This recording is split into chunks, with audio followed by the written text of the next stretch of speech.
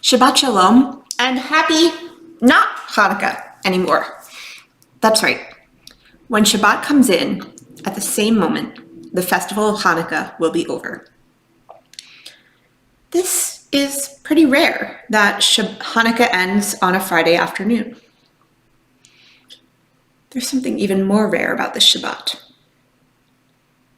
Where were you and what were you doing on the 30th of December of the year 2000?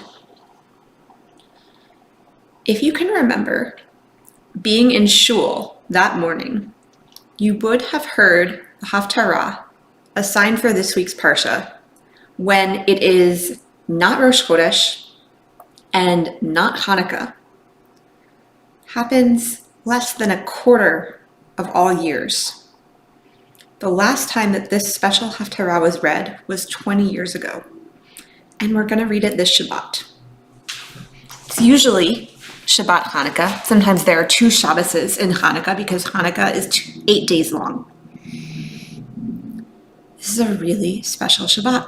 It is Parshat Miketz, which is the story of Yosef rising to power in Egypt.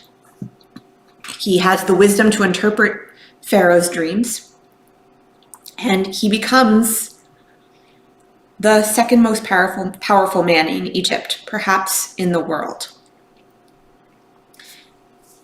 Dreams, wisdom, and judgment.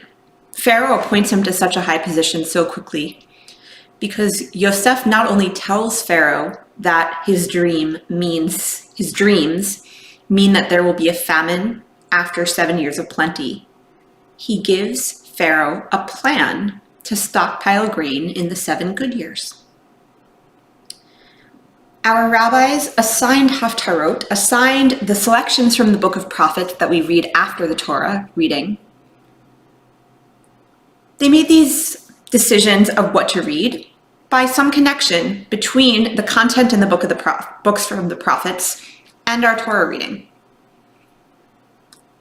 The story that they assigned for this week, which we almost never read, is from the book of Kings, and it is the story of another wise man who had a dream. It's the story of King Solomon, who just before our reading picks up, had been dreaming, and God offers to reward Shlomo with anything he wishes. And Shlomo chooses wisdom. And he awakes, and it's a dream. Our first line is, "Then Solomon awoke. It was a dream." And the next day, his newly acquired wisdom is put to the test when he holds court. And the famous story of 2 women coming before him, claiming one of the rare cases in history of a maternity trial of whose baby is whose he is presented with. This Shabbat morning, I'm going to be talking about this story because it is the first time in 20 years we've had the opportunity to read it. This isn't a regular occurrence. I'm sure there is some formula to use to figure out exactly which years we will read this. This important, strange, and chilling story that involves threatening to cut a baby in half.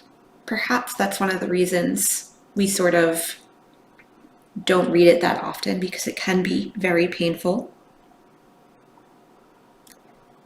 When these rare occasions happen, we have the opportunity to reflect. Where was I 20 years ago? Where am I going to be in 3 years, the next time we read it?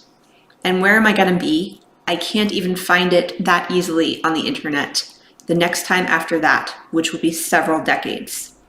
I hope you join us Shabbat morning as we read and discuss the Haftarah for Miketz, First Book of Kings, chapter 3, verse 15 to chapter 4, verse 1, the story of the wise judgment of Solomon, and what is it that is wisdom in a leader.